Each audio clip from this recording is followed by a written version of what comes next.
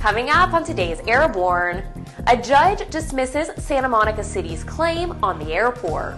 The AmEagle applauds this ruling. American Eagle shops regional carriers following a union vote. And Pipistrel completes its 600th aircraft from the Sinus and Virus family.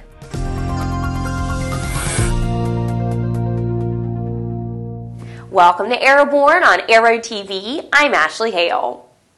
A federal judge has ruled in favor of the position advocated by the Federal Aviation Administration, namely that Santa Monica City's challenge to the FAA requirement that Santa Monica Airport continue to be a publicly accessible airport was untimely, and dismissed the case.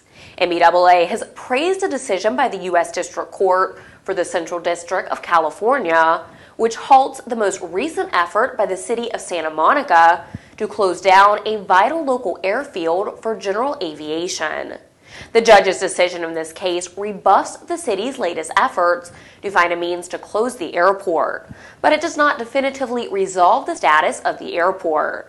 As a result, AmEagle will continue to advocate for the airport's future.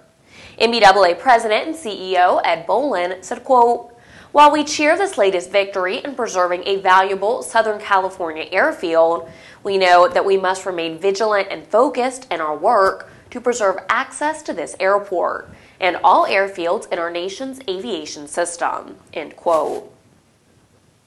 The rejection of a 10-year contract by the American Eagle Pilots Master Executive Council leaves the main airline with no choice but to begin looking for another regional carrier. This according to a letter sent to Eagle employees. The rejection by the MEC means that 3,000 line pilots who fly for American Eagle will not vote on the contract. The Fort Worth Star-Telegram reports that the letter came from American Eagle President Pedro Fabregas. The deal that was rejected by the MEC would have allowed the airline to purchase new Embraer 175 jets in return for concessions. In a memo, Union Chairman William Sprague said that, quote, "Our pilots decided they were not willing to work for less than the company is already paying our peers," end quote. American Eagle was slated to be rebranded as Envoy by the mainline carrier this spring. You're watching Airborne, more in a moment.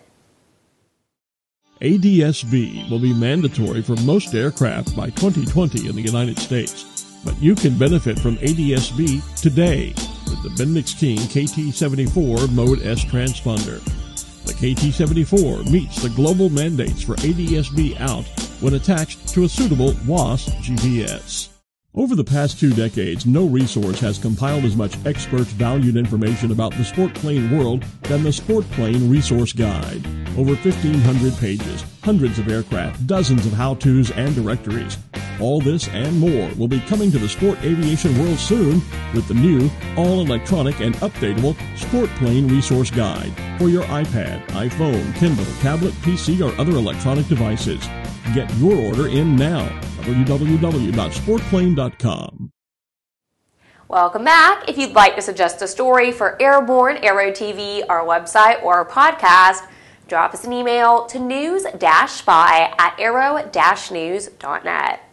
The 600th airplane from Pipistrel's Sinus and Virus family of aircraft have been completed and rolled out of the company's production facility. Pipistrel has produced, together with other aircraft models and powered hang gliders, well over 1,200 different aircraft. The Pipistrel network of distributors and promoters spreads over more than 40 countries, and their aircraft fly in 67 countries so far. The manufacturing of this milestone aircraft is one of the achievements that will mark the celebration of the 25th anniversary of Pipistrel this year. The company's entire yearly production for 2014 has already been sold out, so the 700th Pipistrel will also be produced this year. And now it's time for our Aero video of the week. Final liftoff of Atlanta. Sometimes you have to give things a kick to get them going. In this case, the kick is provided by a shotgun shell. I think these were the good old days. Search Wildcat first shotgun start on YouTube. Since the avionics industry has such a decisive effect on the rest of the aviation world, ANN sought the most innovative and insightful industry experts to assist with and guide our extended coverage of the Aircraft Electronics Association Convention in Nashville coming up this March 12th through the 15th. We will be streaming live on-camera interviews with these individuals straight from the convention floor of AEA Thursday and Friday afternoon. ANN CEO and Editor-in-Chief Jim Campbell said, quote, "We stacked the deck with three of the best folks we could find. They are Phil Boyer, an active GA pilot, the past president of the AOPA, and one of the most respected aviation industry spokesmen of the last few decades. Redbird Flight Simulation's Jerry Gregoire, who turned the flight training community upside down with innovative products and ideas. And Kestrel Aircraft CEO Alan Klappmeyer, who was the primary genius behind the development of the Cirrus SR-20 and SR-22, and is in the process of building a new GA company. AEA members with programming suggestions and new product information should contact Jim Campbell at jim@aero-news.net to offer their availability and information for consideration. But please do so quickly as interview slots are filling up fast.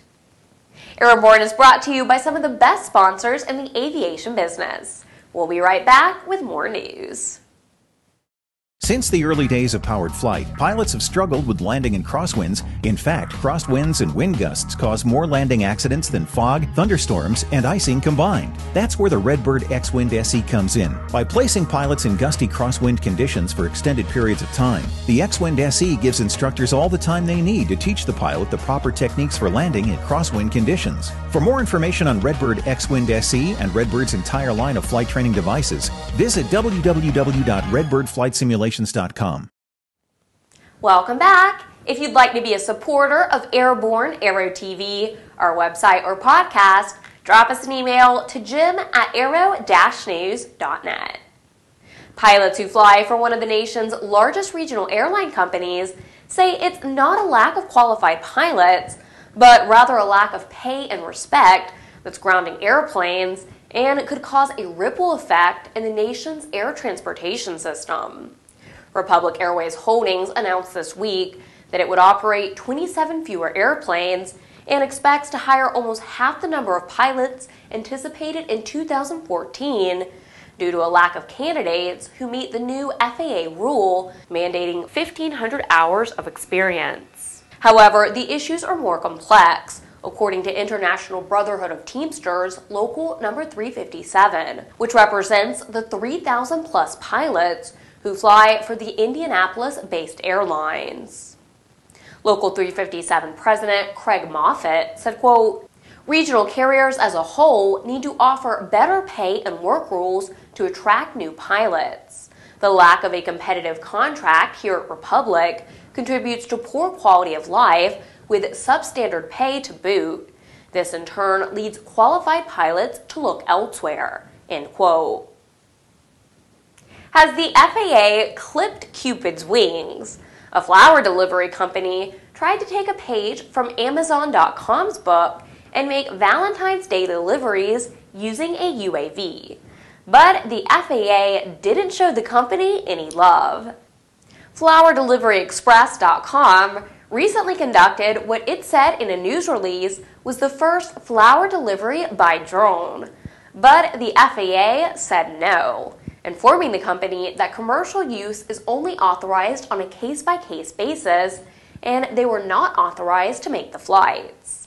The company had intended to deliver as many free rose bouquets as possible to its beta test group on Valentine's Day, so as to benchmark the delivery capacity of its UAV.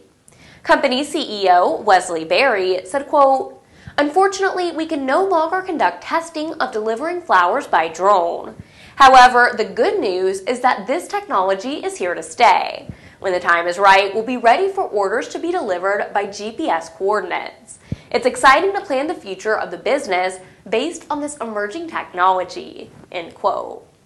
Well, that's our program. Remember to get comprehensive real-time, 24/7 coverage of the latest aviation and aerospace stories anytime at aero-news.net. Please remember Airborne is streamed 3 times a week and is always online. Join us every Monday, Wednesday, and Friday for a new edition of Airborne. I'm Ashley Hale. Thanks for watching.